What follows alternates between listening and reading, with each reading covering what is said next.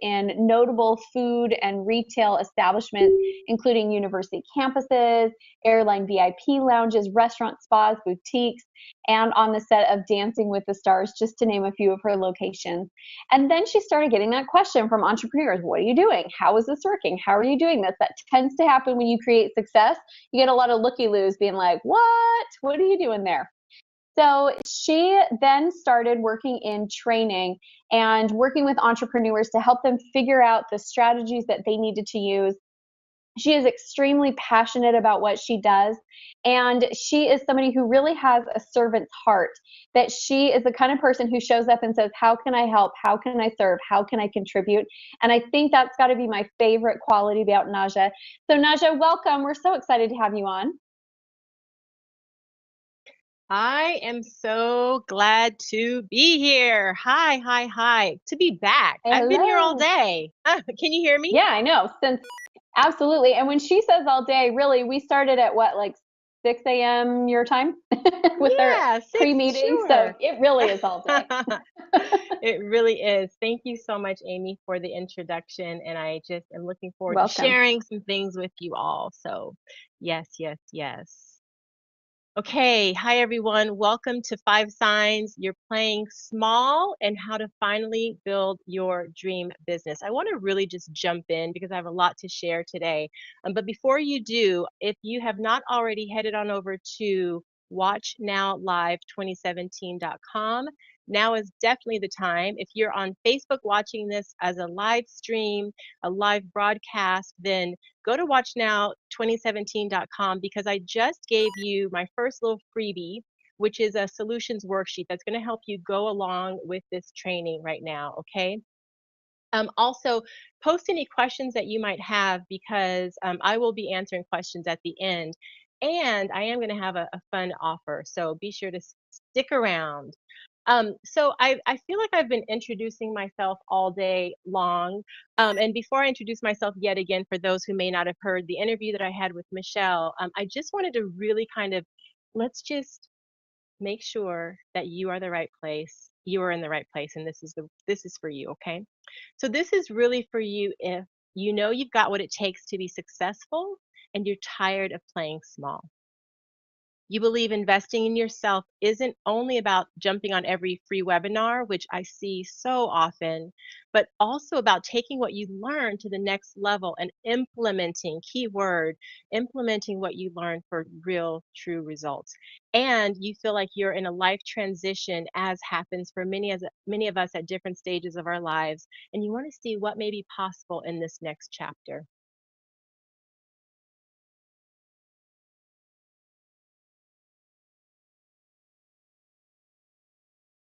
I'm having a little technical difficulty. Okay. So, a little bit about me. I'm the mom of a soon to be 18-year-old baseball player, also mom of a dog son. But my story kind of started when I started a tea company in 2008, after having worked with celebrities most of my life. And the concept of playing small was really one that I was very, very familiar with. I was working with someone who was very much in the limelight. I had worked with some very A level, A list celebrities, and I was always the behind the scenes person. And through this process of working with someone that I was seeing on stages every month, really standing in her power, standing in her purpose, I started to look at what would that look like if I were to do the same. And there was this light that came on inside of me one day that said, I'm ready to shine. And so it was when I made that decision, I'm ready to shine, that lots of things started opening up in my life. Long story short, and I won't go into it now because if you watch the replay, and many of you will be purchasing this, that you can watch it over and over again and you can hear those interviews. But I started this tea company, and it was through that journey that I really uncovered that tea was my passion. But the women that were coming and asking me to support them in their business, that was my purpose. And so, what I've been doing over the last 7 years is helping purpose driven entrepreneurs to really step into their power, to get more clients, to get more clarity and to make more cash in their business. And it's one of the things that I love doing. I feel like today I have no problems shining, and I absolutely don't feel that I play small, but that was a journey. And so over this next our time together, I want to help you unfold into really stepping out of playing small for yourself.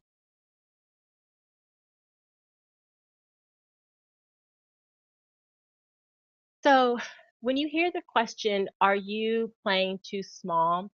What does that mean to you? Does it mean that you're not making $1 million a year? Does it mean that you're not doing as well as other entrepreneurs you know who started creating an online presence the same time that you did? Does it mean you're feeling frustrated because you're still caught up working hours for dollars and you aren't anywhere near the goals you set for yourself 3 years ago? Or does it mean other people are telling you that you need to step up your game? It's a good question to think about. If you're doing exactly what you want, the way you want to do it, and you're making as much as you need to make and to meet all of your financial goals and take care of all of your responsibilities and a decent chunk more, you're not playing small. You're in what we call a sweet spot. So don't let anyone else define what your goals should be. It is important, however, to make sure you're not settling short of your goals. People do that and they convince themselves it's okay. I don't really need to be famous anyway, or I don't really need to make $200,000 a year, or I can take a vacation next year, or buy that new Mac or new car next year. To determine whether or not you're selling yourself short and playing too small, check your feelings. Is there fear behind statements you repeatedly make, like, I'll never be famous? Do you feel doomed or hopeless when you think, I'll never make what others make? Or are you just plain frustrated, maybe feeling a little defeated? The only time you should settle for where you are now is when you actually catch yourself feeling happy and content playing small, no matter what anyone else says. If you really want to step up your game, however, see which of the following 5 signs resonate with you. Any of these signs that strike a chord with you, there's your key to climbing off that plateau once and for all. So the first is income choking. One sure sign you're playing too small is income choking, okay? You're probably doing this if you scrape a bare bones monthly income that barely meets your needs. And it doesn't matter if the actual figure you take in is what others would call substantial. If your income barely covers your expenses, you're definitely income choked. If you can't invest in your business, you are income choked. If you don't have money for needed items, and you especially don't have money for the things like vacations or personal development, you're income choked. Look for the root cause behind this. There can be quite a variety of causes, but each single cause is a symptom.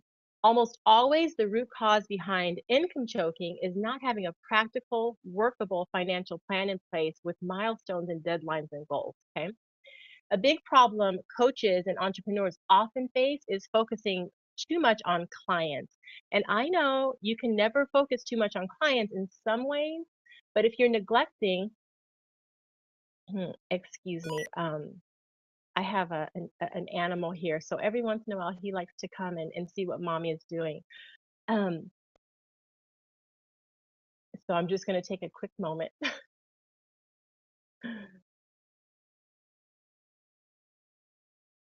Okay. So if you're neglecting your own life and business goals and needs, you're not going to be much help to anyone else in the end, right? So focusing on your clients is really not helpful. What will happen in all likelihood is that without adequate finances to make sure you can take care of your business and your own needs, you are going to burn out. You'll be trying to do too much, take on too much, and without a grasp of business finances and strong, clear financial goals, you won't have the resources to ease that overload. You are income choked if you habitually don't have enough money left over at the end of the month to invest back in your business, reward yourself. If you're income choked, you don't command fair fees for the work that you put in.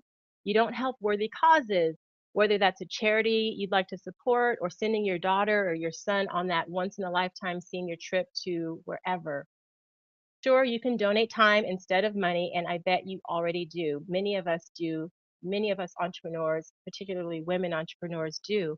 But the point is, you should only donate time when you really are passionate about donating your time. And you are able to do so without feeling overloaded, not because you don't have 300 bucks or 50 bucks or even 20 bucks to spare. It's a wonderful feeling to be able to support a cause that you believe in or help someone worthy of help. It's also good business if you want to go ahead and put your business logo and name on those baseballs that you donated, right? So it's even better feeling if you've budgeted your opportunities to help and you can go ahead and respond in the most appropriate way, okay? So if you're finding your income choked in any of the ways that we just mentioned, not being able to invest in your business, being unable to pay yourself or treat yourself to rewards, undercharging and never having enough, that's your sign you are definitely playing too small. The next is working hours for dollars. Okay, so we touched on working dollars as a sign that you're playing too small, and usually this stems simply from being used to that business model. Coaches, particularly who add online marketing and services to their business models, are not used to thinking differently for wider audiences and a wider reach. And Che actually was talking about that. They're used to booking X number of clients per week or enjoying intensives, that one on one interaction while watching their clients progress. But even if you truly love working one on one and that's genuinely where your passion is, sticking with that for the bulk of your income just doesn't make sense in this day and age, especially when you put yourself online where there are thousands of qualified potential clients out there awaiting your specific expertise. Okay, so working hours for dollars can be eliminated when you realize how easy it is to help so many more online by creating group programs or passive income products such as kits and books. And it doesn't matter what kind of industry you're in, if you have a product base, this works, and if you have a service base, this works. These products work really well for you night and day while you're busy with your one on one clients. You can create online VIP mastermind groups, 30-day challenges, courses, webinars that you can record, such as we're doing now with the League of Extraordinary Women, and make them available on demand, as we will be doing here. And you don't have to have a huge subscriber list to do that. So let's get extreme, okay, and say that your subscriber list only contains, say, 20 people. If only 6 of those people tune into your webinar, that's 6 people you helped in that single hour, not one. And then you can make that webinar recording available as a sign up incentive so that it's helping even more people on a daily basis as more subscribers trickle in. And let's not forget, if the webinar is promoting your mastermind group and 3 of those webinar visitors sign up, okay? The truth is, with a little promotion, you can increase those subscribers. You can increase your visibility, which I'm all about, and you can get a heck lot of more people than 6 attending your webinars. So by creating passive income, it's just a strategy. It's one strategy, not the solution, to help you break the hour per dollar mindset. And like every good strategy, you need to know how to employ it wisely. So as my dear friend and fellow League of Extraordinary Womaneer, financial planner turned business growth expert, Monica has pointed out on her blog, profit is where you have leverage to grow, to leave a legacy, to create the lifestyle you desire. You must move from survival to sustainable profits as soon as possible, and then from profits to purpose as long as possible. It's about having a bigger picture so that small items you do create fit into what the bigger picture is, leading down your sales funnel to higher ticket items. Or you bypass certain small items altogether if they don't fit with your goals and your plan. But the key to creating passive income is to do it one step at a time. Set small goals, and before you know it, the larger list of subscribers will pour into your autoresponder. It's getting started, and getting started correctly, that's the hardest part. There are 2 more bad habits that keep people working hours for dollars: reactivity and procrastination. So, reactivity leaves you always scrambling to catch up so that you never have time to plan, or you think you don't have time to plan. Reactivity leaves you unable to say no, unable to see when others are trampling your boundaries, and always feeling inefficient, feeding feelings of failure you may already experience deep down. Procrastination, and I'm a procrastinator in recovery. Procrastination has you concentrating only on certain tasks like one-on-one client sessions, but avoiding urgent tasks like planning, bookkeeping, filing, setting up your autoresponder series, working on the video course you'd like to put together. You end up avoiding tasks instead of outsourcing them, which if your financial planner planning was in place, you'd definitely be able to afford to do. Working dollars for hours may be a sign of having a big heart and trying to meet everyone's needs before your own, but you'd probably be the first one to tell a client in that position that it has to stop, right? Working hours for dollars is a sign that you not only haven't got a solid plan, it's a definite sign in almost every instance that you are playing too small. Okay, so three, and it's one that I shared was a big one for me, is hiding your light. If you were brought up not to boast about achievements, not to blow your own horn, or to always put others ahead of yourself, you may be guilty of hiding your light. This is like being a lamp that is never switched on, even when it's dark. And when you're the one controlling the switch, this just, it doesn't make sense. Or you may not think that you hide your light at all, as I didn't. After all, you run local workshops, you're prominent in your local business or charity organizations, you volunteer at church. No issues, you say. You've even written a book, but you do actively promote that book, don't you? Do you wait for people to come to you instead of initiating contact? Sure, you might be happy with the handful of clients you have now, but what do you do when one of those clients leaves? Just wait for someone else to knock on your door? And what about influencers? Do you follow any? Will you be caught one day wanting to interview a peer or an influencer in your field or joint venture with one of these and suddenly discover you've never actually talked to any, never left comments on their pages or joined their groups or tipped them off about great news sources or answered any of their questions or taken their surveys? And that was one thing that Michelle said during our panel on networking was you have to first see how can you serve them and connect with them slowly before you ask for anything. So if they don't know you, can't fit a name to your face and don't know your face, it's doubtful they're going to consider your interview request. You need to start building those connections now, today, and follow it. And following is it's painless. It's an easy way to start, really. So just remembering that following doesn't just mean clicking. It doesn't just mean like, clicking like or the follow button. Following is a commitment. It means keeping up on what you're doing now, what they're dealing with, and what they've got planned. So the best way not to hide your light is to do something you're already great at, interacting and being helpful. That's what we do. Don't pass up opportunities to network. And above all, don't make excuses, even if they're just to yourself, not to shine. Okay.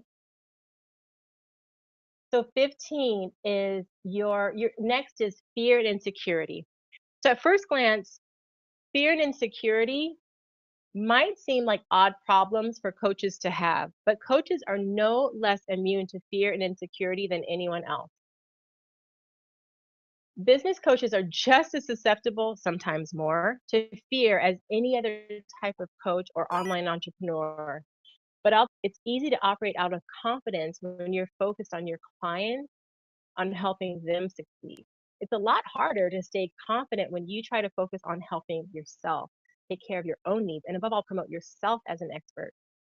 Insecure coaches don't make the best coaches. They can be authoritarian, rigid, jealous, and a whole range of other negatives. However, with business coaches and life coaches, the insecurity tends to be the quieter sort. Instead of insisting on attention and loudly proclaiming our expert status, we're more likely to quietly avoid opportunities for success or subliminate our own success in living vicariously through our client successes and hide from what we're doing by being busy, right? And then there are the highly confident coaches who seem to have it all, but inside they feel like a fraud. Is that you? Have you ever felt that way? So the imposter syndrome is a common phenomenon among high achievers. This group of high achievers can be the biggest experts in the world, but deep down, they don't believe they really are much of anything. In fact, they feel like complete frauds, and their big fear is everybody's going to find out. So the term imposter syndrome was coined in 1978 by two clinical psychologists, Dr. Pauline R. Clance from Georgia State University and Suzanne A. Imes, who noted that these high achievers had an inability to internalize their accomplishments and a persistent fear of being exposed as a fraud. Even in people who don't think they suffer from insecurity, and particularly not from imposter syndrome, it's like peeling layers off the proverbial onion. Peel another layer or two, and you may find symptoms or signs that deep down you don't have lingering confidence issues or fears. You might have vestiges of imposter syndrome if you make a point of never showing any sign that you believe in your own expertise. You're habitually feeling like you're wearing a mask, trying to tell all the things, to be all things to all people. You think that your abilities are fake, either because things seem to come too easily. Now watch for dismissive statements from yourself like anyone can do that. And I hate to say that even today, sometimes I suffer from this. Or because you put on that mask that it's changed your behavior. Or because you changed your speech patterns or even your dress to mirror others, which makes you feel like a phony Joni, right? So other signs are feelings if you need to work twice as hard, which can lead to perfectionism, obsessive compulsive behavior, and the inability to even relax. Discounting compliments on one's work while you attribute another, more cynical motive to the person giving you praise. If you're not familiar with imposter syndrome and you look it up, what may strike you the most is how all the different types of imposter syndrome behavior point to self-sabotage, what the Harvard Business Review calls creating an exit strategy. So if you have a history of leaving jobs every year or so, it doesn't matter what reason you're giving yourself for the tendency, you may want to self-evaluate and get to the bottom of why you feel you have to go. Look for internal statements such as I'm really not into this, and they're going to find out, right? Not really good at this. I'm not really up for this, and they're going to find out. The real problem is not the achievements, which to the outside world can look impressive. It's the feelings of secret worthlessness inside of you. And these can run so deep that we think we've rooted them out, only to find there's another layer or so still quietly whispering to our subconscious mind. Who's at risk for this? Anyone who has been in online coaching for more than 2 or 3 years, or an entrepreneur has been an entrepreneur for 2 or 3 years and is still exactly at the same level of income and reactivity that they reached soon after startup. That's a clear indicator that something's not working for you. So do sit down and figure out what that crippling agent could be. Fear of success can be just as crippling and frightening as other types of insecurities. It can manifest in other ways. For example, making excuses as to why you're not successful. This can also be a form of giving away your power to other people, especially if those excuses put the blame outside of yourself. This is not to belittle genuine catastrophes and situations that derail people in life or horrendous backgrounds you need to work twice as hard to overcome. And I have my story. However, the big difference between people who succeed after catastrophes and those who don't is that the people who succeed do not remain stuck. That's not to say they bounce back in a week. It takes different people different spans of time to recover from different types of disasters. But no matter how long it takes, successful people eventually come to the point of not allowing the disaster to rule them and moving on with their lives. So next, labels can also be really harmful. Um, so watch out that you're not embracing negative labels and applying them to yourself. Successful people focus on problems objectively, not with blame.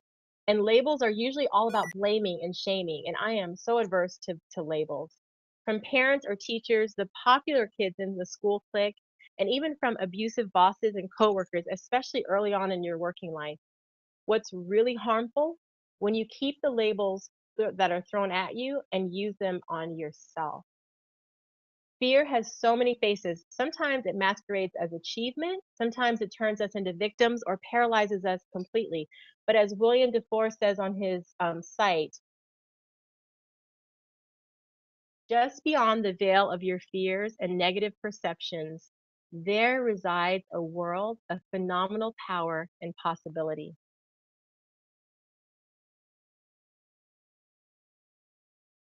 Objective self evaluation is the exit door out of this trap. Successful people who play big know how to face their weaknesses and faults and say, I made a mistake better than anyone else on the planet. They make a habit of facing their own shortcomings, omissions, mistakes, and faulty judgments. But instead of beating themselves up about these things, they approach them in a solution oriented mindset. They say, I'm doing such and such now. What can I do differently? What do I need to change that gives me the outcome that I want? So if you're still playing small, time to look inside and really look at those negative voices. See where they come from. Make amends with your past and your present and do your own reframing. And then 5, putting other people's agenda first. So lots of almost successful coaches have this problem. Sometimes it's fear-based, a way to give ourselves permission to hide, and sometimes other feelings and beliefs fuel it. If you find that you actively harm yourself and your business by always putting other people's needs before your own, it's time to step back and take a second look at this pattern as well. You don't need to spend hours on an analyst's couch, however, or you can, but you don't need to. You can simply determine where the faulty belief, feeling, or behavior came from by following a simple process.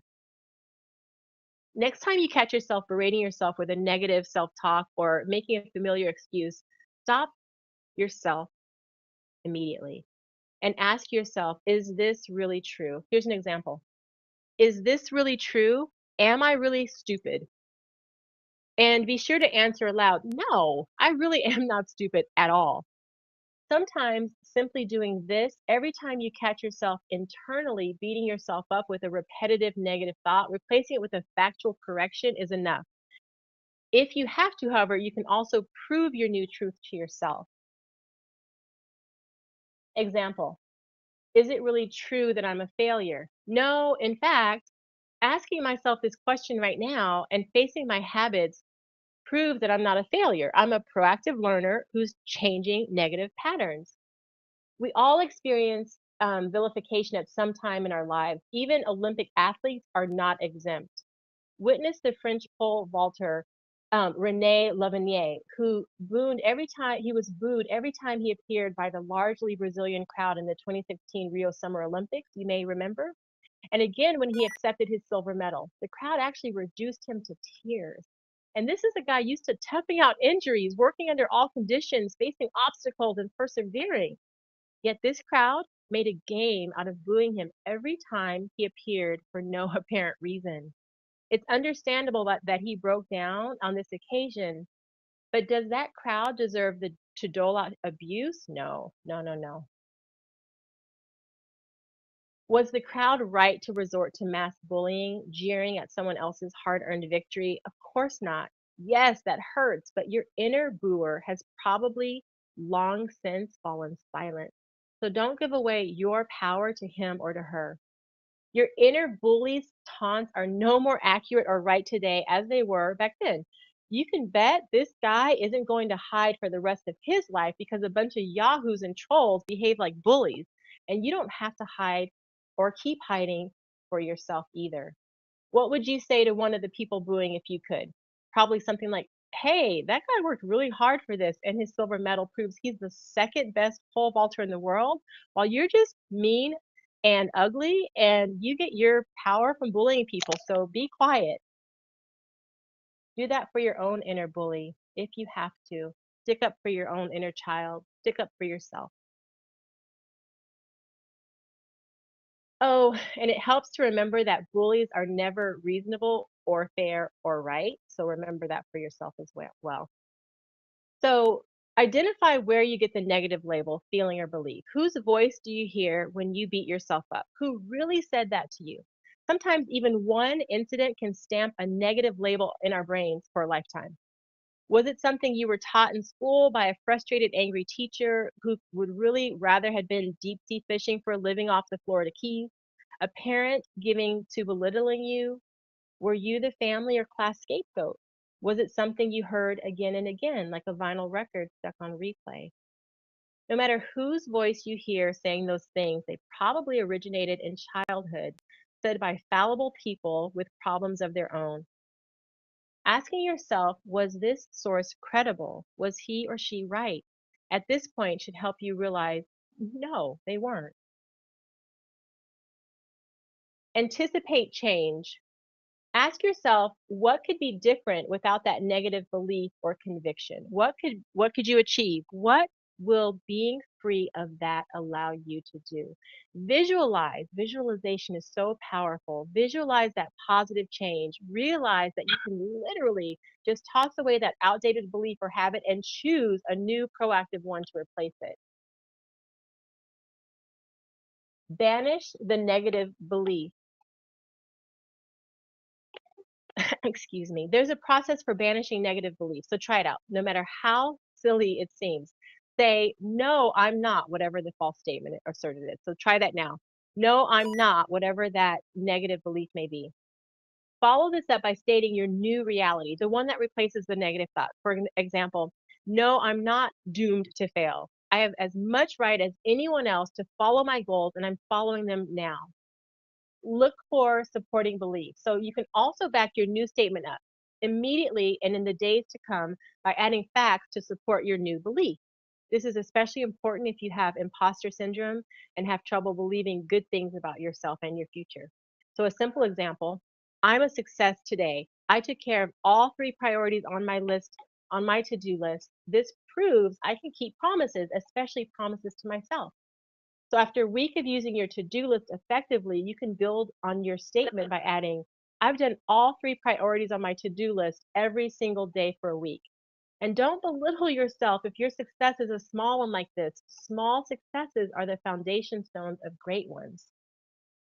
Smile when you say your new belief. This might feel pretty phony at first, but we tend to subconsciously adopt the same facial expressions every time when repeating mantras. So make sure your new mantra comes with a positive facial expression. Straighten your shoulders. I'm straightening mine as I speak. Smile. Tap your ear or your wrist or your heart while you say that new positive thought just to physically connect you and the here and now with the new thought. Until we identify negative, faulty thoughts, determine where they came from, and if they're valid, and replace them with new, more realistic beliefs, we'll always end up putting other people's agendas first. Not investing in yourself. So even if self-talk is mostly positive, you can still keep yourself playing too small by not investing in yourself. If you are on this summit right now, you have made a choice to invest in yourself, right? So not investing in yourself can take almost any form, from not purchasing equipment that you need or hiring help to not getting enough sleep and being a workaholic. Not investing in yourself is not investing in your business. Worse, it can actually be sabotaging yourself. Remember, we talk about fear of success. Well, this is one of the ways it comes out. Way to invest in yourself and simultaneously make sure that your business goals are on track. See your coach. See her regularly, even if the regularly is half a dozen times a year, or if you haven't got one yet, it's time to get one. Another way, develop your skills. Take courses relevant to your main passion that will ultimately help you be more useful to your clients. So you should always be learning, right? And it will also allow you to charge more if you wish. So developing your skills mean you can put clients first in a healthy way, being twice as effective as before. Next, invest in your health. This is vital, and this has been a big one for me personally as of late. When you're healthy, hydrated, and well rested, you'll have more confidence and make better decisions. Exercise not only helps oxygenate our bodies and de stress our bodies, it also stimulates the right brain, the center of our creativity. So if you've ever noticed that your best ideas come while you're walking the dog, doing the dishes, or taking a shower, that's your right brain slipping through to say hi, while your critical, picky left brain is busy with that mechanical task. Another sign you're putting other people's agendas first, and this is a biggie, is not saying no when you need to say no. It's one thing when you agree to give your daughter or your son a ride to the soccer field in bad weather, right? Even though you were planning not to. It's another altogether to say yes to taking over as the head of the PTA when you're ready to and you're really already overloaded with responsibilities and you don't want to make such a commitment. For example, saying yes to that extra client when you had previously decided to keep one-on-one clients limited to one maybe or two per month. This can be good if you've discovered that you can easily slot in another client and you are actively looking for one and letting it be known that you have a gap. When you take that on, however, knowing that you're already feeling burnt to the socket, it's going to stop you from putting together that passive income program. You're not doing yourself a favor at all. Um, so you basically are risking tiring yourself emotionally and physically, as well as draining your health. Another way that entrepreneurs often say yes when they really need to say no, the client who hits you with her urgent need for reduced fees, payment plans, or even postponed payments, that's also called the quickest way to make sure you keep struggling in survival mode. Remember that the best transactions involve reciprocity, fair value for equal value. Reducing fees and undercharging will attract people with scarcity mentalities 99% of the time. And these don't make the most proactive clients. You have probably already discovered that people with scarcity mentalities are always looking for people who will do it for them. And they're the ones most likely not to do the work you both agree on, and the ones most likely to complain. Sure, they're probably struggling with self limiting beliefs and negative voices themselves, but unless helping people with that specific problem at that specific stage is your life's dream, passion, and business goal, honor yourself, your skills, and your own work, not to mention your fellow coaches, and just say no. Charge what you are worth, and you'll attract clients who appreciate your skills and experience, ones who will energize you with their progress and success. Okay, so to recap, faulty thinking always comes from your past, from childhood, or from early toxic relationships, work, personal, or otherwise. You don't need to keep investing in outdated, inaccurate self messages. Replace them with new positive statements to yourself, concrete goals and actions to take, investing in your own business and personal growth, investing in good health, and just saying no. When you say no, give no explanations. The needy will see any explanation, no matter how valid, as a minor obstacle to be overcome or a sign that you feel guilty for saying no, which in itself justifies them in their own minds for pushing you. When you give an explanation, you're really telling them, I would if I could, but, and I really want to do this, but, when what you need to tell them is simply, no, I'm not available for that, or no, my plate is full, or even simply, no. Don't soften, don't backpedal. The less you say to the manipulative, the less you open yourself up to being taken advantage of. Just repeat your no statement like the proverbial broken record. Honor your time, honor your energy, honor your clients, friends, and family. Be taking care of yourself and giving yourself the same respect you offer to everyone else. Finally, if you feel that being unable to say no or make exceptions or reduce your rates is uncomfortably ringing a bell, make a plan right now for changing this behavior. Write down priorities and goals you want to achieve in the next month, the next 6 months, the next year. Take the time to estimate how much time you actually have at the present moment to invest in the goals and how much time you will need to achieve them. Write down all the things you're doing now for other people that drain you. So you have your worksheet and you should be going through this with me now. Take some time over this, some real time. This is so important. Start with major goals and run through your plans several times until you've identified the smallest waster that meets someone else's needs and not yours. Calculate how much time you could create by eliminating these responsibilities. Calculate how much extra income you could make by sticking to or raising your prices and concentrating on clients who can easily afford these rates. Calculate how an increased income would help you invest in your business. Example, hiring a VA or web designer, web designer, buying that whiteboard that you could really use, or really investing in workshops. How's it going to help you invest in yourself? Example, a gym membership you can never seem to afford after you've paid your bills, horseback riding lessons you've always wanted to take, a regular date with your husband or your partner at a local spa, right? Your family. Example, having the time to take the kids camping for the weekend and being able to buy that camping gear, paying for summer camp for the kids, taking your husband away for a restful weekend, doing these things that really help you and your family connect in a deeper way. If you actually take the time to do this exercise, you'll find laid out in the solution worksheet accompanying the webinar that should be in the chat room.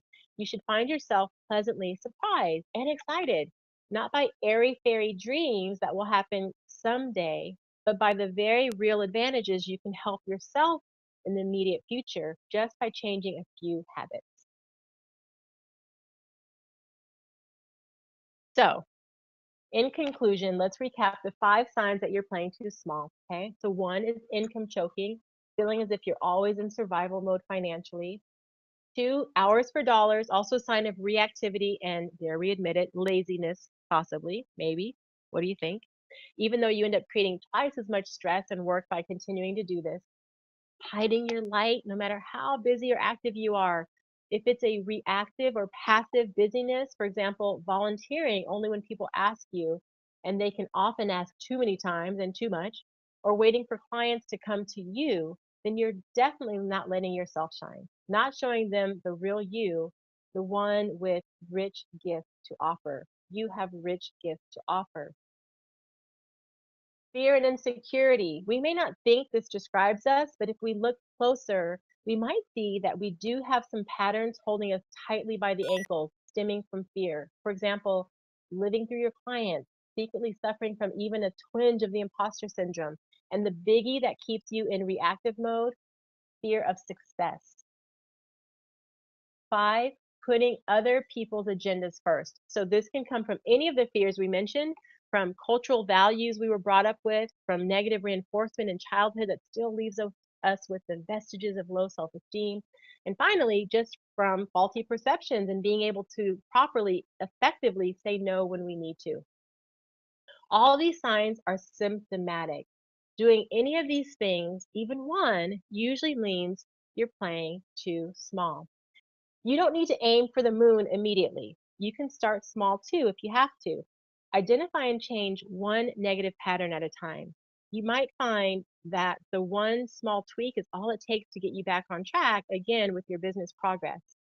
Most important, change negative self-talk based on faulty information to positive self-talk that's based on goals and facts.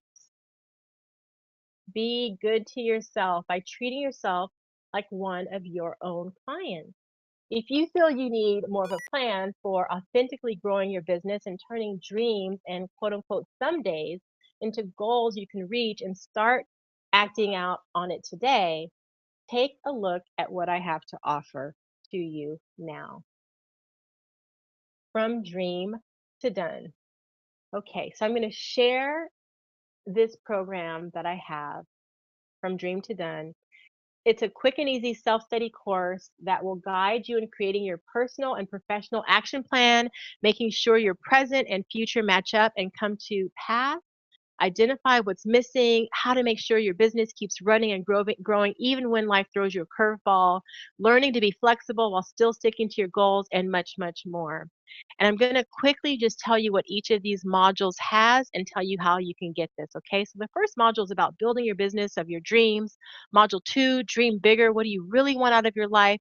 Module 3, turn those dreams into goals. And module 4 is to make it happen. So I have a whole breakdown of really digging deep into each of these modules, but I think something that you'll be more excited about over over the details of the modules is that this program can be yours for free. So it's a $9.97 value. And what I'm doing today, that if you email me right now at naja@najahayward.com, that's naja@najahayward.com. If you email me why you're ready to stop playing small today, then I'm going to select 5 people to go through this course with me live. Yes, live. So I'm not just going to send you, recordings. You're actually going to go through 4 weeks with me. I'm going to do office hours where you can ask me questions and have access to me coaching you. And you will not have to pay for that. But I'm only selecting 5 people who email me now of why you're ready to stop playing small. So stop dreaming, start living. Dreams are great. They give us something to look forward to and they help us get past those rough spots. But if all you do is dream, then you'll soon discover that your dreams have lost their luster. Don't give up. The rewards of building a business you love and having the freedom to spend time with your family or travel are just too great. And I'm here to tell you it can happen. Here's to turning those dreams into your reality. Thank you so much for joining me, and I am ready to share the stage with our next person. So just give me one quick second to get out of here. Michelle? Actually, we're doing a panel, so we got a bunch of us coming on. We do. Yes. Very nice. Okay. Well, And you're staying for that, change the aren't you? view. I am. Let me unstop sharing. There we go. I am staying on. Awesome. We have half an hour, right? This next panel is an hour, so you're welcome to stay on if you want to. I know we've got Monica's coming back on, Stacy's coming back on. I'm changing the view right here and making it so we can see all of our happy faces. Okay. I'm almost there for the video. Almost there for the video. Is my video up? Yes, it is. Yeah. All right, sweet. Michelle, I don't see you. Where did you go? I am back. There you are. There you are. Okay. Okay. Sweet. So I am Take it away. excited. Michelle's leading it. We are going to dive into a fun conversation. It's been so great to watch the chat box come in both on watchnow2017.com and also through Facebook Live. We thank you so much for chiming in. But we're going to shift to a conversation that is one of my most frequently asked questions. And I know it also applies to these women as well, which is why we decided to make it a panel.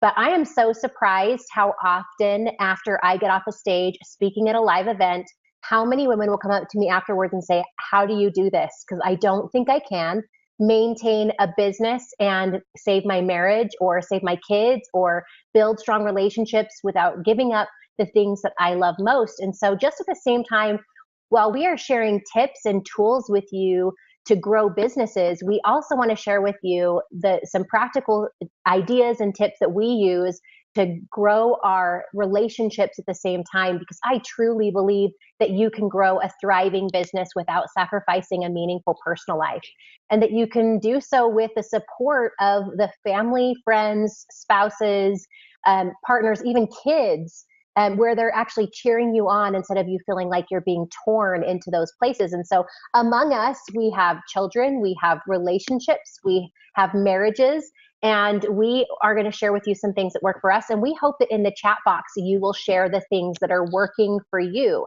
And if you have questions, feel free to dive in and share those, because we'd be happy to answer some of those through the panel as well. My assistant will be joining us and keeping track of those questions and notifying me if there are some that pop up in the group. But let's get things started, ladies. I'd love for you to share, as you think about your entrepreneurial experience, what has been your biggest struggle in maintaining solid relationships with friends and loved ones while building a business? And I'm going to toss it to Monica first and then Amy.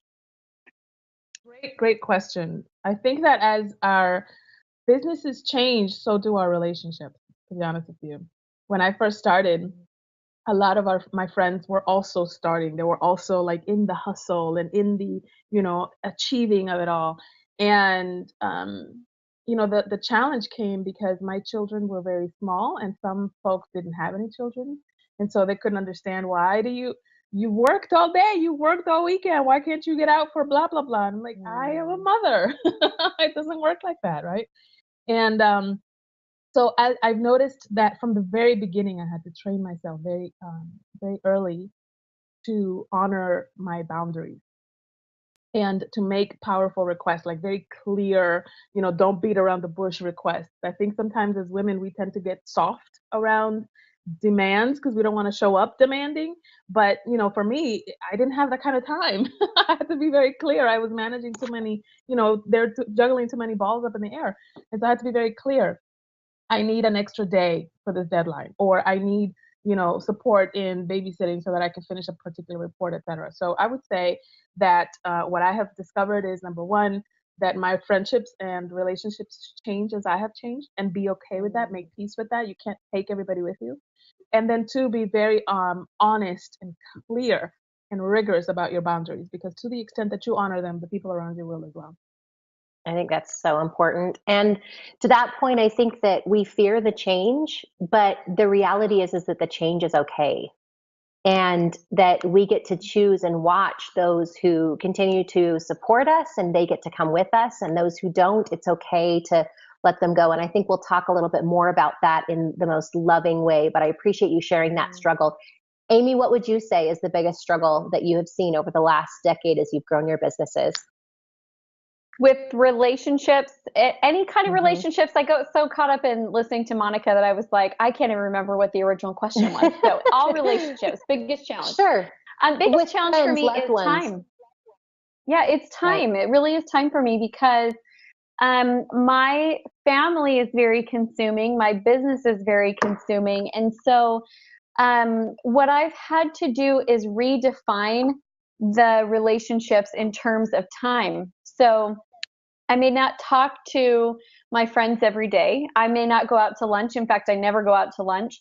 But I have had to be okay with the fact that even though my input changes, that my love and my intention and how I feel about them is still there.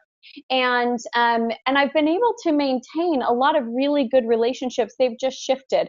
I don't hang out, I used to, and I started business when I had babies. So I would go on walks to the park and we'd have these little mommy play dates. And, I don't do that anymore. And so the majority of my time goes to my family and goes to my business and goes to my church obligations and responsibilities. And what I have left over, I love spending time with friends, but I have to get creative about how I put that time in. And the biggest change was me stopping feeling like I was a bad friend, because that was the case.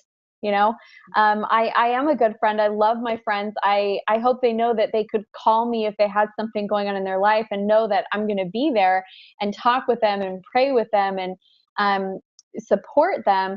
But if they call and they're like, hey, you want to hang out or just shoot the breeze? I'm usually like, can we schedule this? Like, can we schedule a girls' night? I can schedule just about anything. But like right here, right now, that's going to be tough. If it's an emergency, I'm here. If it's not an emergency, get on my schedule, right? It's just, it's a change. It's a difference.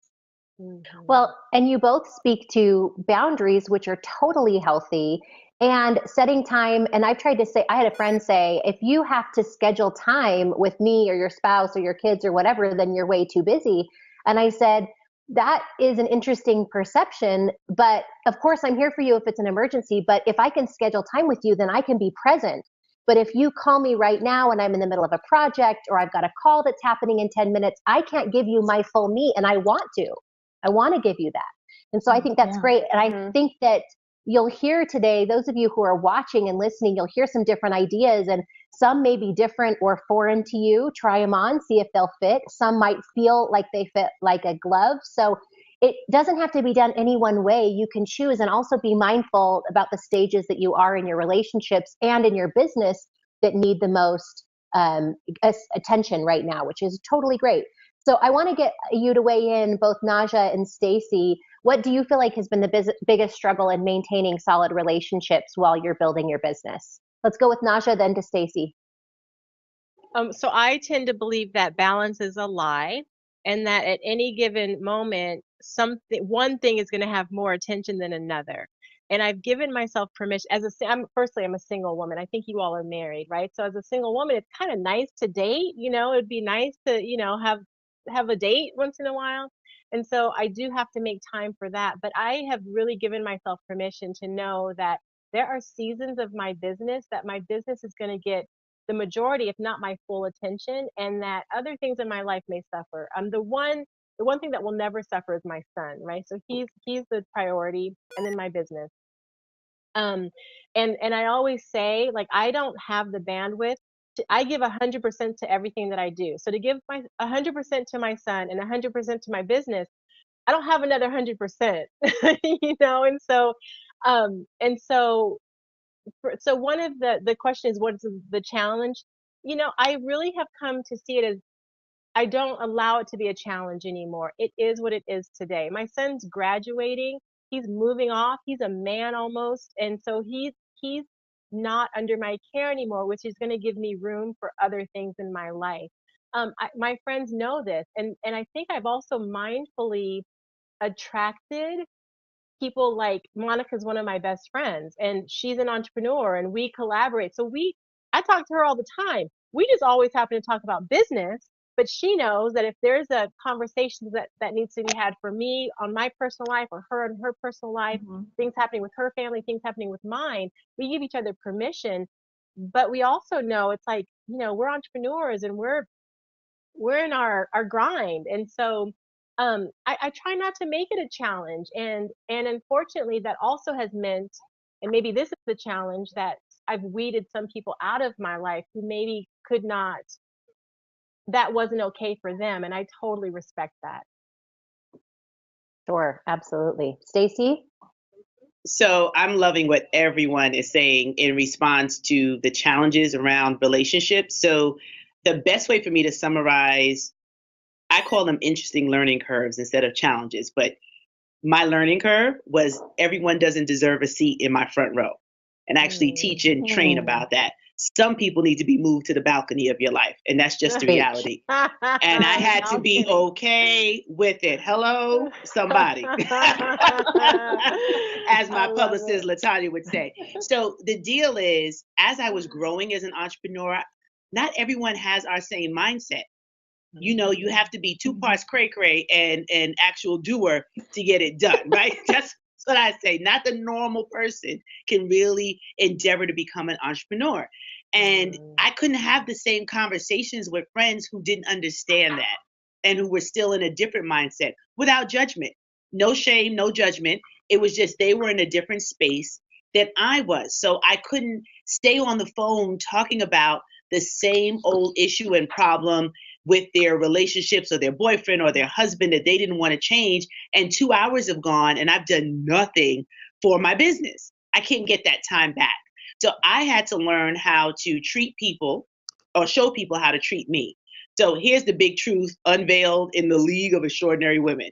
I started creating appointments and meetings with myself to get off the phone with non-productive conversations. That was the truth. I was like, oh, I have a meeting. Is everything okay? No one's, bleeding. No one dropped an eye. No one's falling out. I'll get back to you, but I have to run to a meeting. So there's good and bad that comes with that. People's like, you're always so busy. You're always in a meeting. No one needs to know your business. They don't need to know who your meeting's with.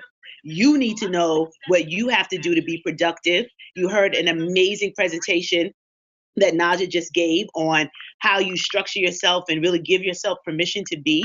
And in order for me to do that, I had to start scaling back who I was on the phone with, who I spent my time with. And then I had to show some results to my family. When you're in that, I love what you called it. I took my notes, Naja, I have to go back. Income choking. Yeah, when you're doing that income choking thing, it's not fun.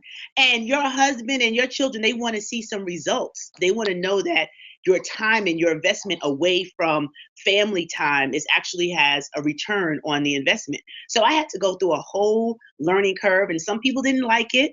And I still assured them that I loved them, but I just needed a minute to be able to focus. And I still have to do that because sometimes an entrepreneur, people don't respect your time. They feel because you work for yourself and you set your own hours, they can insert their emergencies and their to-do list on top of your agenda because you're not on a traditional 9 to 5. And it all goes back to training people how to treat you. And that's what I had to do in my relationships in order for them to sustain to this point and really only allow a select people or select amount of people to sit in my front row. Some I have to love from a distance. And here's the truth, family. Sometimes there can be your family members. We can't choose our family. We can choose our friends. And the best thing you can do from the family members who can't really see your vision is just be successful.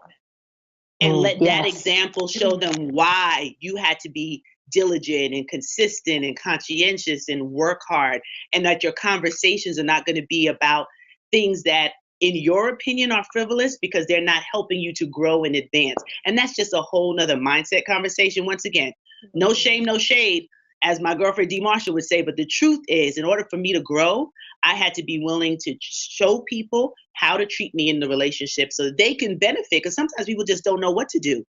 And then when they started seeing, like, this is how you can help me, or this is how you can hold me accountable to what I need to do so I don't fall into the valley of procrastination, it started empowering my family members and my closest friends to be able to change their dialogue with me. And together we grow. And that's my truth. Yes, I love all of that. You guys are sharing some such good stuff. I wish I had 10 years ago. Like, we needed to have this conversation 10 years ago. Because we all... But that's why we're having it now, for those ladies, extraordinary women who are watching, so that they can do this. I've had so many clients who say to me, I can't move forward in my business. My husband's not supportive, or my friends aren't supportive, or my kids aren't supportive, and it just doesn't work. And I said, well, that is what's holding you back, is that you feel like you need their support to move forward. And not that you railroad through things, but my point is the fastest way to quiet naysayers is results. So the more you put on the brakes and wait for other people to come around so that you can be successful is not the answer. And obviously every family dynamic is different. And I know some people who do need to put on the brakes for family things. And so I'm not saying you railroad through that. But what I am saying is, for those people who are like, I don't know if you can really do this, or maybe you shouldn't be spending your time here, that when you're holding back, you can be pushing forward, and then they end up showing up in amazing ways, especially when you're confident about why it's important to you. And having those conversations are key. I love that. Absolutely. Okay, so, can I just jump in? Michelle, I know you're about to ask, but Naja, this is why we just bounce off each other. You can imagine how our hashtag Mastermind Slay goes, because these women excite me. and here's my point. They're so juicy. When you are around people like this who are sitting in my front row, it makes you think differently. So if you want to go sulk in the corner and suck your finger and start feeling sorry for yourself and, oh, woe is me, you won't be able to do that if you have the right people in your front row. Like, in a minute, Monica will be like, girlfriend, really? Let's get it together. Amy would be like, what? Come on, Stacey. Yeah, like, all right, do your thing, wrap that up, and let's keep going. And that's important. So having these wonderful women in my front row helps me to stay on my A game. And that's the key with relationships, that it should be helping you to grow. And then that example allows you to be a real leader even in your own home. And then it translates, and, you know, the ripple effect goes on to your business. Sorry, Michelle, I'll shut up now. No, you don't. Can't give a speaker a microphone. Dr. Stacey, I knew you were a magician, because every time you're talking, I just feel like magic is happening. But did the video just switch, or is it me? My video just completely switched. You were here and now you're here. Did somebody do that, or is it just okay? All right, just magic. That's just the preaching. That's just magic. I think it's because we've got 5 of us on at a time, and so it kind of moves us around depending on who's talking. Oh, not that you're not totally magical, though. Yeah, it's the hashtag magical. It's the Mastermind Slay magic. Woo! Yes, magic is happening. Should we do a quick check in the group, because I think that was there someone? My assistant's there, and she says everything's good. Awesome. Yeah, we're good. Okay. Awesome. So, okay, I love this general level conversation, but I want to dial it down into some specific relationships that we have. Naja talked about making time for dating, which I think totally has to happen whether you're single or married. I want to talk about that spouse relationship And for those that are listening, I want you to share, what is your top tip for making time with your spouse when your business is at the forefront of your mind all the time? Now I'm going to start with Stacy, because you got to answer last. I know you were just going, but I feel like we're going to shake it up this way. We're going to roll with it. Absolutely, Michelle. You are a rock star. Absolutely. So, top tip for your spouse. One of the things that I am so blessed and fortunate about is that my husband completely supports the business and the vision. So for us, doing fun date nights gets really corny, and my kids laugh at us. We'll go out to eat and have a bite to eat and talk, and it's all about strategy. And babe, what do you think about this? Or he'll give me feedback. And we just enjoy talking about personal growth and development. We're a corny couple. Like, if you were watching us, you're like, really? Is that what y'all are talking about? And then we top it off with relaxing together. And that's cuddling up in bed. And a man loves you when he'll watch the Hallmark Channel with you. Okay? Even knowing how it would all end. He's like, every story is the same. It's the same. I'm like, babe. And then he gets into the whole story. Well, can you believe she did that? I'm like, see? But that's our little fun time to not think about anything heavy, not concentrate on what we have to do with our children, but just have fun being in each other's presence and just snuggling up, watching a movie. It helps us to both decompress because we spend so much time thinking. And my husband's a processor. So for all of you that marry people with different personalities, you have to know your personality. Clearly, there's a lot going on with me. So pray for him, right? He's been dealing with this for 21 years. And he still likes me. And I still like him. And there has to be that level of interaction in order for your relationship with your spouse, the person that you pledge your love to and your life to, that you keep it spicy. So every now and then we'll do something wild and crazy and actually go out and then fall asleep like old people. But we have a great time just being each other's company and then talking about what's next. And when we don't need to talk, sometimes you just don't need to work at all as go-getter type A entrepreneurs. You can just find your downtime. Ours is snuggling up, watching Hallmark together or a good movie. I cry at everything. I cry at commercials. I'm a very emotional person. So he gets a kick out of watching me with the tissues. I'm like, baby, did you see that? And that's just our little fun time and jokes. And our kids will pass by the room like, these two are the corniest on the planet. But it's our thing. So you need to develop your thing with your spouse and just be open and honest. There have been times where I wanted to quit as an entrepreneur. And I told my husband, you know what? I'm going back to corporate America because I can make more money guaranteed in 2 weeks, because that's where my mind was, and frustrating and having that what we call it again, income choking. I'm gonna keep quoting you on that one, Naja. The income choking.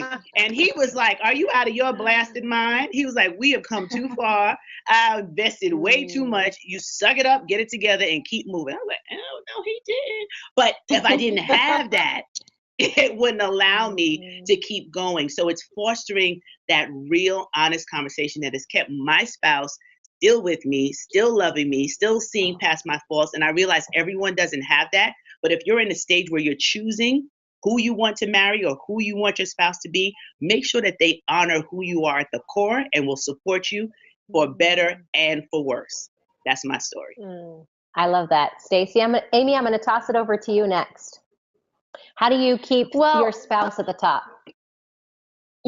Focus for me, a quote in a book called The Dark Side of the Light Chasers that talks about how our biggest weaknesses are really our greatest strengths turned up too high. And focus for me is a challenge and a blessing. When it's in my good zone, good healthy zone, I'm really productive. I create a lot. I get a lot of things done. When it gets turned up too high, it shows up as selfishness. And where I feel like the things that I have that I'm so focused on are so important. And I think as entrepreneurs, that happens where we feel like our stuff is really important. This is what's producing the money. This is what's producing the income. This is what needs to happen. And there's deadlines and we have things that we're tied to. And recording has started. Okay, sorry, it just said recording has stopped, recording has started, but I think we're good. So for me, what's been really critical in my marriage is to just say, you're important. Both our stuff is important. And even if the stuff that you're doing right now is not stuff that in my focused vision looks as important because it's important to you, it's important to me. And so just creating this like balance of like, hey, everything's important, and making sure that at the end of the day, I never lose sight of what success really is. And I have to remind myself that often, because sometimes we can chase this idea of success when in reality, for me, what success really is it's having an amazing relationship with my husband, having amazing relationships with my children, being happy and fulfilled in life. And so I think sometimes we try to chase this idea of success, which looks like fame or fortune or accomplishment. And in the process, we lose sight of what success really is. So for me, I know we were supposed to say one, but I said two. It's remembering what real success is.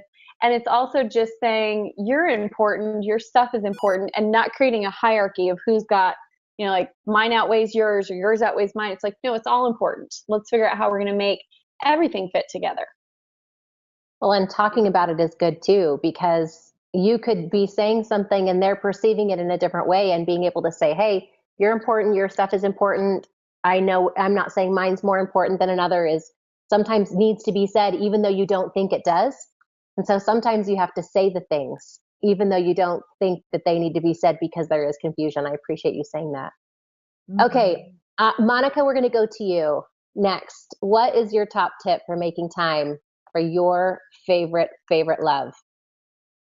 Those of you who have met my husband, you know that he's a pretty low key, low need kind of guy. He's not a, diva, right? So when he calls and when he says that he needs something, he's not playing. This isn't like just a game to get attention or whatever. This is real, right? And so I make it a point to, no matter what I am doing, the only exception is if I'm on a client call, is I always take his call. And I've been on the phone with some of you that Eric has called, and you get to be on hold because my husband's calling. And the same thing with a chat, the same thing with a meeting. It doesn't matter what I'm doing. I always take his call. I always make time for him that way. And that makes him feel like, we are partners, right? That I'm not pushing him to the back burner. The other thing that I do is that because I work from home, when I'm not traveling and I'm at home, and he has his regular schedule because he has a job, when he comes home, I am like, how dogs are when you get home and they're just so happy to see you. I do that for him. So if I am not on a phone call, I'm like, hi, I'm so glad you're here. And he always looks at me like, really, again today, but love it. They secretly love it. So that's tip number 2. And then tip number 3 is that we schedule the time that we don't necessarily do like date night necessarily, but if we can just keep it all the way real, you guys, we do schedule sex. And so we know, this time I have this meeting, this time I'm traveling, this time you're traveling, this time you have this time you have that. Okay, so we can fit it in right there. And it keeps us, lighthearted about our relationship, but it also gives us something to look forward to. And it also lets him know that of all the little blocks, the color-coded blocks that I have on my calendar, when he shows up in that calendar, then it's important to me as well. It's not just about the money-making appointments. It's not just about the clients or the events like we're doing now.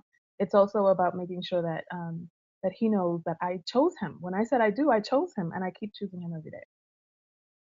I love that. I want to cry. That was nice. That was very nice. I love that.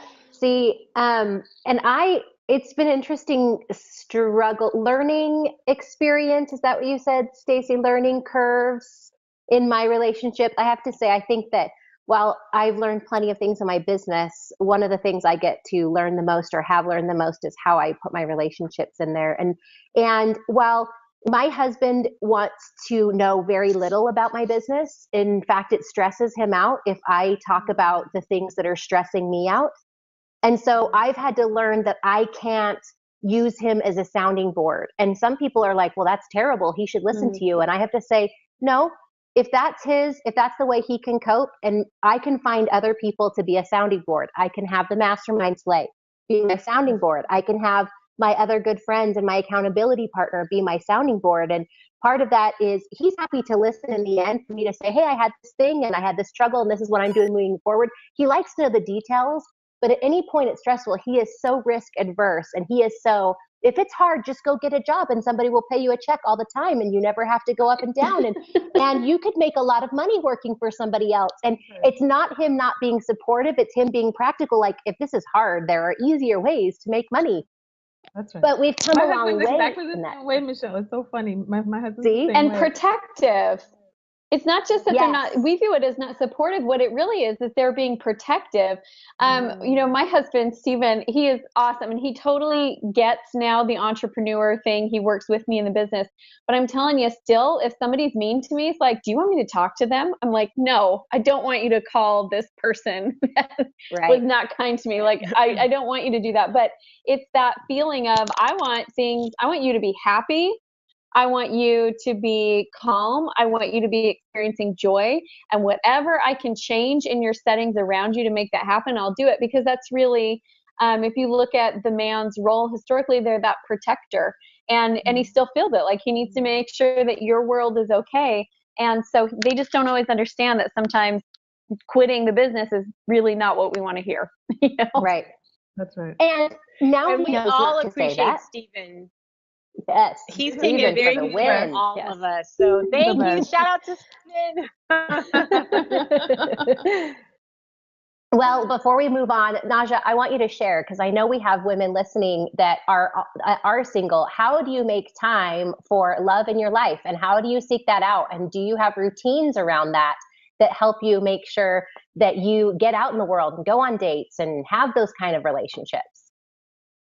You know, it's so interesting because I originally was not going to be on this panel. I'm like, who am I to be on a relationship panel, right? And yet, you know, I think that there's so many things, there's so much that I can learn about how to be better in the relationship, not just in relationship, but in the dating process. Because I do put so much energy into my son and my work. And I did that when I became a single mom. I really made a commitment to my son that until he graduated, he was my focus, right? And that was one of the reasons that I really didn't want to get married or be in a committed relationship, was so that, because I had tried and it didn't really work for me, and I didn't want to keep going back and forth in that process. And I thought, you know what's 14 years, you know? And so, but what I have done, and this, I am not saying that this works for everyone, but it has worked very well for me, is that you know how like our aunts and the elders would say after their partner maybe would pass, and they would say, you know, I have a companion, and that's someone that they go to the movies with, and that they do, you know, it's like the one person who they can depend on to really spend time with. And so I've given myself permission to have people that fulfill certain roles within the dating life, that until the one really shines, that's the person that I want to commit to and that I want to give myself to and that I want to potentially marry. Until that happens, I have beautiful people in my life that fulfill that role of companionship. And so, you know, and that's keeping it real, okay? So and it's made me very happy. I don't have I, I I think it's also one of the things that I did not do well in my past life was I would jump into relationships very quickly. And so I believe that the dating process is this opportunity for you. It's like homework, right? You learn more about yourself, what you want, what you don't want. And and when you jump into a relationship very quickly and you don't really get to know someone, you kind of jump out of relationships pretty quickly. And so this process over the last few years has allowed me to really learn more about myself, what it is that I want from my ultimate partner.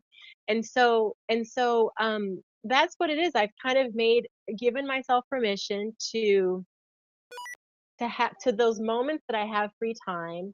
You know, I have people that I go out with and we have fun and we go to the movies or we'll go hiking or whatever. And that's my current life today. Now, you know, my son graduates and is out in 2 months. So give me 60 days and it might be a whole other story. But yes, that's what it is today. That's great. And I think that for each of us, we acknowledge what we can and can't do. and what we have space and time for. And I think that's one of the greatest discoveries, because we can spread ourselves so thin, and knowing what you can and can't do is so important. I love that. Now, I want to switch and start talking about kids. And I want to talk a little bit about how you get your kids to understand your business and the way that you have expressed that to them, and how they understand and support what you do at any specific level. And I'll just tell a quick story really fast. A couple of years ago, I was driving my son home from his friend's house, and I told him that I had to do a call.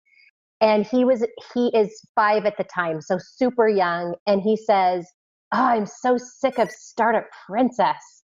And I didn't even know that he knew the name of my business and that he understood what that was. And so in my head, I was thinking, oh, well, he's too little, and there are some things we don't share, and he's older now, and I share more of that. But it's interesting because it opened up a great conversation where I could say, do you enjoy playing on the soccer team? And do you love when we go to Disneyland? And do you enjoy when we do these things? Well, those things cost money. And this is what mom does to help pay for the bills and to go and do fun things. Dad has a great job. He provides for lots and lots of our needs and many of our wants. And we get to go, and I get to earn some money for some fun things that we get to do. And he was like, okay. And I said, well, can you support me in my calls with Startup Princess? And he said, of course, anytime. I want to go to Disneyland and be on soccer. And he totally got that. And to this point on, he's like, Mom, could you do a call? Because I want to go to Universal Studios. And I was like, not exactly. I love it. Pimping mom out. But he's like, mom. Yeah, you go work, and I'll be supportive of that, and that will be good. But what I learned was at a really young age, our kids understand more than they think, but that as they grow, they also need different conversations, because they almost need to be re-enrolled. Oh, and at different times. So share, what are some things that your kids understand about your business, and how do you have those kind of conversations? I'm going to go to Monica first this time. That's a great question. One of the things that I did when my daughter was smaller was that I would take her with me to meetings, to events, if it was allowed, if it was appropriate. I would take her to meetings, and I would travel with her. And sometimes that required advanced, support. In other words, there are some things that she cannot participate in. So how do you travel? Take her on the airport, and her first airplane ride was a business thing with me. And so she knew what I was doing when I wasn't home, right? And she knew what I was up to. She knows that mommy talks and teaches and does these kinds of things for a living. And so the opportunity there was first of all removing the shroud of mystery, because sometimes for kids, for children, it's like mommy works or daddy works, but they don't know what that is. Um, and and getting them involved in whatever they can do that is age appropriate, right? So for example, sometimes a brainstorming session with a client can be like a lot of postcards on my dry erase board, right? And so those, like you see some of them here. And so for when she was little, one of the things that we would do is make sure that they're straight, make sure that they can that they're not skewed like that, and then putting them away, make sure that we put them away in the notebook in the way that they were on the wall, right? So that was like, wow, you have something to do, you know what I mean? And that was when she was small. Now that she's bigger, now that she's 20 years old, she's not a child anymore. The opportunity is for her to understand how to make her own money. And some of the things that she learned when she was a child are things that she's transferring now in terms of budgeting, financial literacy, and so forth. And with my son, one of his amazing talents is as a photographer. So sometimes if I'm doing an event that he can attend to, he's my photographer, right? And one of my bonus son, my husband, and I have a blended family. His sons are my bonus sons. And so one of the things that I always tell to my bonus son, he's like, well, how much are you going to pay me? I'm like, that roof over your head, that food in your belly, that car you get to drive, all of that is the price of admission for us having this conversation. So it's a great way to get them involved and again, keep it light, because a lot of times work is like this heavy thing that keeps mommy or daddy away from us. And for us, it hasn't been that way. I like that. Excellent. Nasha, tell us about your experience with your son. So my son has always known me as an entrepreneur. I've had like long-term consulting gig. I've had a job, I think, once in his 18 years. So he's always known me as an entrepreneur. And I have to say, like, if you could write a description of the ideal nurturing, supportive child, my son is it. And I think a part of that is because um, when I first started my tea business, he worked with me. He was packing tea and he'd do boxes, and it was like fun stuff that he loved. And when I started speaking about the tea business, and he'd go, and I would always, I don't care how high level or whatever, I always brought him on stage. Like, he has been a part of this journey with me. And so it was interesting because the other day was like this pivotal experience for me. I was sitting down and I was working. He said, Mom, you've been working a lot. And I said, yeah, I'm working on a client, and I made some bad choices on how I'm doing this. So I have to basically follow through. And he said, Mom, how many clients, this is out of the mouths of babes, right? Yes, he's an eighth grade, but he said, Mom, how many clients do you need a year in order to make the kind of money that you need and want to make? And I was like, hi, Naja Jr., right? And so we have these like interesting conversations, and he's interested. He's not an entrepreneurial person. I don't think that my son really has any interest, at least definitely not today. You know, he's a baseball player. He's a guy's guy. Not that they can't be entrepreneurs as well, but he is a supporter of the work that I do. And it shows up in how he asks questions. It shows up in him saying, can I help you? Oftentimes he wants to know how much he's going to be paid, which I also taught him to do. You know, like, I will invest. Yes. Would you like money? Absolutely. Here's how you can earn it. And I think that we're always our kids through the work that we do. And it's the more that we can bring them in to participate, not as free labor, but as lessons, life lessons. I mean, there's so many, we know that there are a million life lessons to be learned as entrepreneurs. And when we can pass those down to our children by allowing them to participate in the process in some way, it's just a gift that we've given them. And so, you know, I always forget what the initial question is because I kind of go on my own little tangent. But You did yes, it. I did. Okay, well then there we Yeah. are. I love that you have involved him, and I think that my kids at different levels want to participate in some things they get to do for the roof over their heads and the joy that they get to be for living in my home. And there are some things that I'm happy to pay them for because I would pay my assistant to do them or pay somebody else to do them. And so I'm grateful for them to have some of those experiences for working and for money and to understand that too. So I love that you've involved him in that. And tax breaks. Tax Yes. breaks, you guys, for your yes. kids. That's right. Great tax I had breaks. a little Yeah. onesie for my son when he was born, and it said my little tax break. Yeah, see? And It I just will keeps also on say, going. My a lot accountant of saved my our bacon at the consulting end of last clients, year, reminding us of that one. Oh, yeah. that's really good. I would say I've often consulted with people that are family businesses, and they're multi-million dollar family businesses. And there's so many dynamics that happen when you're working as a family in a business, and the gamut, right, of emotions and energy and conflict. And so you have to have the skills to deal with that. But one of the things that I believe, and unfortunately not everyone believes this, is you can't force your kids to be a part of your business. You can't force them to work in the family business, because all you have then is someone who's resentful. And so I always made it a choice for my son. There's no choice in earning money. Now, how you earn it from me is your option. So you can earn it packing tea, or you can earn it taking out the trash. That's a decision that you can make, but you're going to earn it. So the non-negotiable is you need to earn money. How you earn it, that's up to you. And so I think that we need to be mindful of not forcing our kids to work within our business and giving them options. And I think and when we give them options, they're more apt to enjoy the process and say yes when we do ask them. What a great Yes, lesson just in general in life to know that, you know what, whatever there is on the buffet, you are always at choice. Mm-hmm. Yes, give them choices. And they get to understand the consequences and the blessings and the benefits that come from each of those choices too. Okay, well, I want to hear about your kids and your families too, Stacy and Amy. So let's go to Stacy first and then Amy. How do you involve them? How do you explain what you do, and how do they support you? So I wasn't as evolved as a parent initially with my kids with participating in business. It was like, Sarah, don't you see me on the phone? So it was like I had to work through a work Keeping in it progress. real, Dr. Stay. Keeping it real.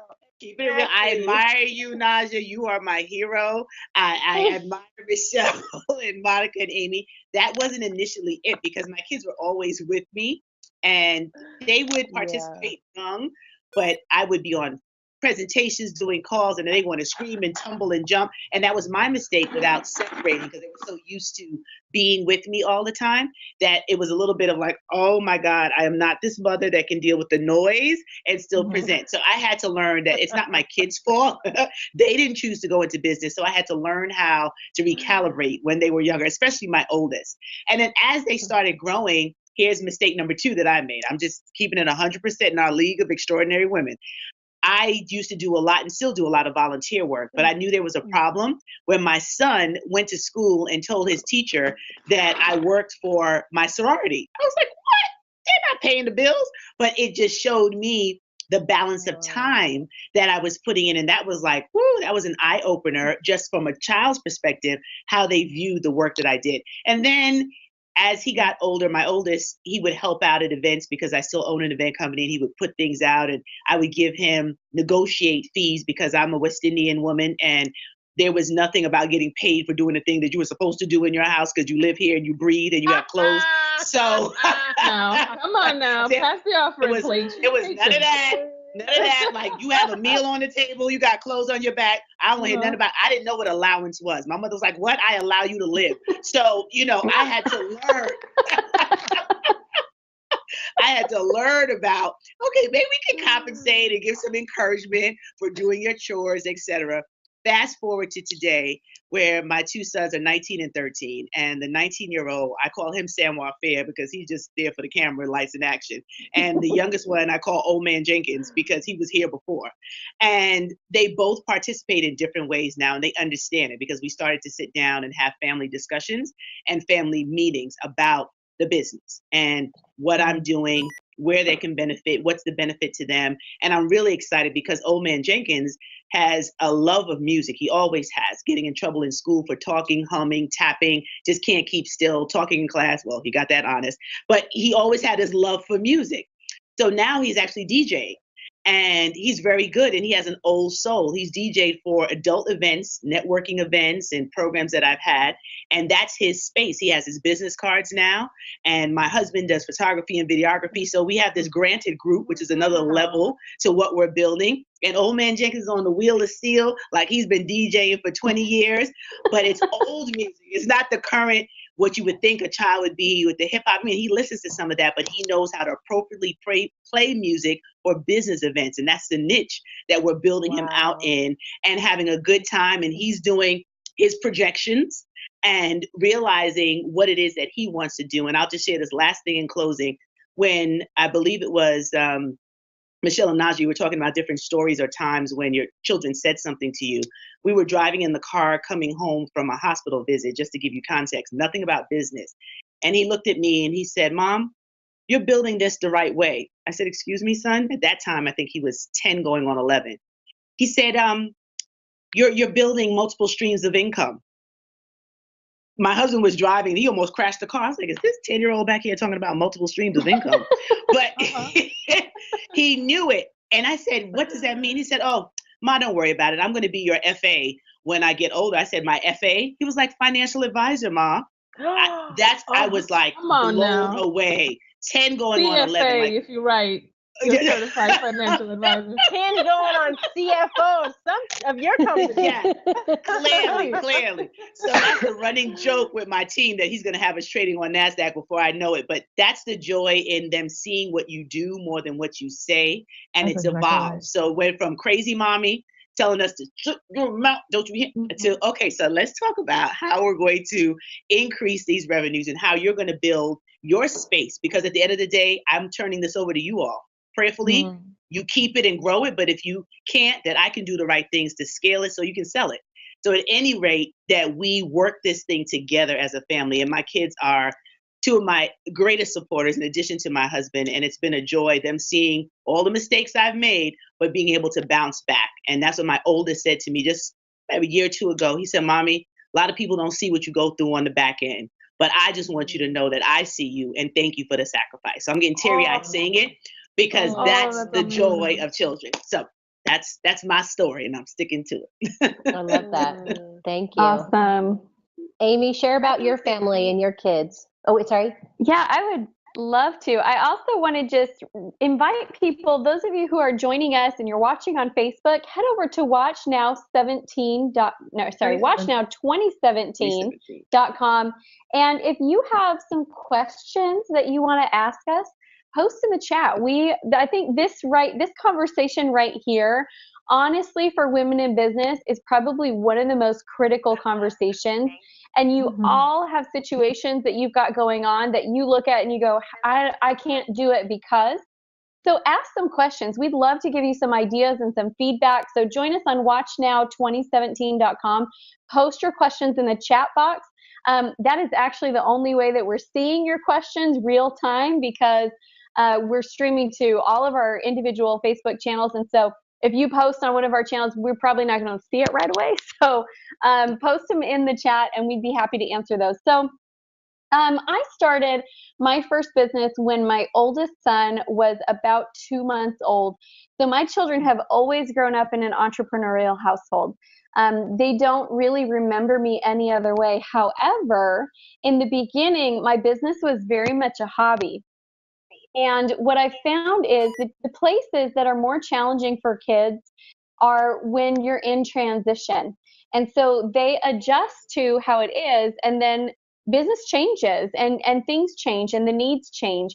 And that's when it's kind of challenging. And I think what the mistake that sometimes we make is we try to keep them so that they only see part of the experience. Does that make sense? It's like we only want them to see the part where we're celebrating and we're taking you on the trip and we're doing this and we're doing that, and we try to protect them from the rest. But what happens in the process is they don't know what's going on, and so they don't anticipate the change. They don't understand that it's coming, and then when they get into the change, they blame the business for the change. And so what I've learned to do, and by the way, I said learn because I'm like Stacy, I didn't wake up being as good at this as I am right now. It was like kind of, oh, that's hard for you? Okay, let me see. How can I do this differently next time? And so I've learned to talk to my kids about what's coming up and where are we going with the business. And my oldest son, I drive him he does an early morning Bible study class every morning. I drive him to school. We leave the house just before 6 a.m. And as we drive to school, I'm always talking to him about, what's going on and what I'm thinking about and where we're going. And he's like, you have different conversations. It's like, you're always talking about what's going to happen and what you're creating. Like, and most of the time you do it. So that's something that I found is, even though he's in that teenage stage where he kind of complains about it, I think that's really important for them to know what's coming up. The other thing that I remind my kids, because they do, I think if we try to, and I did this when they were younger, I tried to make it so that my kids would never have to sacrifice for my business. And then I just realized that doesn't work. Of course they're going to sacrifice for my business, just like I sacrificed for their education, just like I sacrificed for my husband to be able to be the young men's president in our church and lead all of the teenage boys. Just like I sacrificed for them being able to do band, of course they're going to sacrifice for my business. And so instead of trying to avoid the sacrifice, what I try to do is when they're feeling the pain of the sacrifice is really listen to what they need. Because here's the thing that I know. They don't need or want me 24 hours a day, right? Like me, 24 hours a day, I'm a little intense.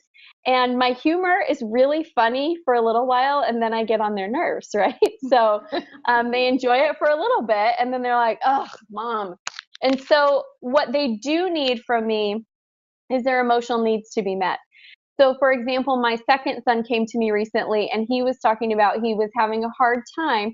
He's the nurturer in the family, and so he is a specialist with his younger brothers. and he is sweet and he is kind and he's loving, and he takes on making sure that everyone else feels okay. And so he came to me recently and he's like, "You're always on calls." And I'm thinking, what is he talking about? I'm always on calls. I'm actually not always on calls, because I'm on the call for maybe 30 minutes after you get home, and then I'm off the call the entire time that you're home, and I don't get on the call before you go to school. So in my mind, I have to not listen to the words of "you're always on calls," and I have to say, he's not getting something that he needs. And so then I don't go to the business being the problem first. What I go to is, what does this child need? And it came out that what was going on is he was taking on trying to make everyone else feel good, and that's a lot to manage for an 11-year-old guy. So we had to talk about it and say, you know what, you're not responsible for making everyone feel good. You're not responsible for taking care of everyone. We love that you're such a sweet kid. We love that you are kind to your brothers, but that's not your job. And they're responsible for making themselves feel good. And so for me, a lot of what has been the blessing in parenting is I've learned, because I've had to, some really important lessons. I've learned that it's never it's never the family that makes it so you can't do business, and it's never the business that makes it so you can't do family. It's always, what is your intention with family and what is your intention with business? And if you're committed to both of those things, you figure out how to make them work. And then honestly, the skills that you learn, oh my gosh, I mean, haven't you all coached your children through challenging situations because of what you know in business? My son was having conflict with his band teacher, and he was like, "What do I do, Mom?" And I pull out my book. I'm like, let's go to the chapter on conflict resolution." And we go through it, and he's like, "Okay, I got a plan in place." Um, my my third this year, he was given a project in school to make a difference, and he came and he was giving me these ideas. I was like, let's think bigger. What is some of the biggest problems in the world right now? And we talked about some of the biggest problems. He wanted to help with the refugees, and he's like, well, how am I going to do this? I was like, well, let's think through, how can we market it, and can we build you a website, and what can we do? And his little school in an area that like 95% of the kids are on free lunch programs, because we live in a really poverty-stricken area. His little school raised like $400, something like that. I mean, it was a lot for what his little school could do. And so the skills that you learn raise up your next generation. So don't feel bad about being in business, and don't blame business if you're not showing up the way you want to as a mother. Show up the way you want to as a mother, and show up the way you want to as a business. And then it's just a matter of figuring out how the pieces fit together. And it is not always perfect. It is not always pretty, but I am always prayerful about it.